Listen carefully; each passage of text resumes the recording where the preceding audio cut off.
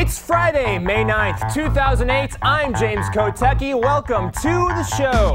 Hillary Clinton is using some blunt language to make a case for her candidacy. In a talk with USA Today, she cited an AP article about how Senator Obama's support among working, hardworking Americans, white Americans, was weakening, and how she was getting support from white people who had not completed college. Apparently, Clinton thinks these voters have helped her achieve a much broader base to build a winning coalition on.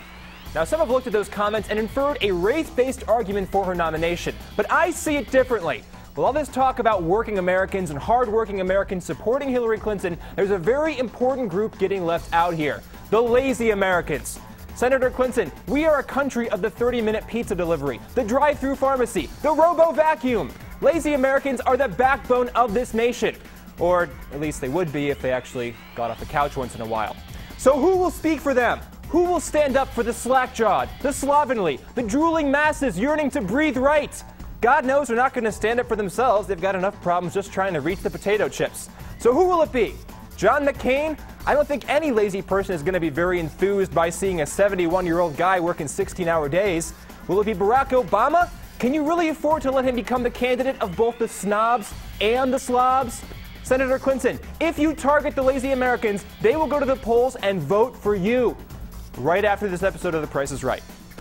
Meanwhile, back in the general election, Barack Obama said on CNN that John McCain was losing his bearings after McCain said Obama was the favorite candidate of Hamas. So did Obama use losing his bearings as a swipe against McCain's age? McCain's people say yes, Obama's people say no, but the semantic evidence is mixed. Assuming that bearings means a sense of direction, losing his bearings could connote a Cub Scout getting lost in the woods just as easily as Great Aunt Sally getting lost on her way to the kitchen. Age may or may not be involved. But I would warn both candidates to be careful when throwing this term around, because whether it's the many Americans who are dependent on GPS navigation just to get out of their subdivisions, or the many other Americans who can remember the words to every Motley Crue song but somehow forgot where they put their keys, voters who have lost their bearings will be another large and coveted part of a winning coalition in November.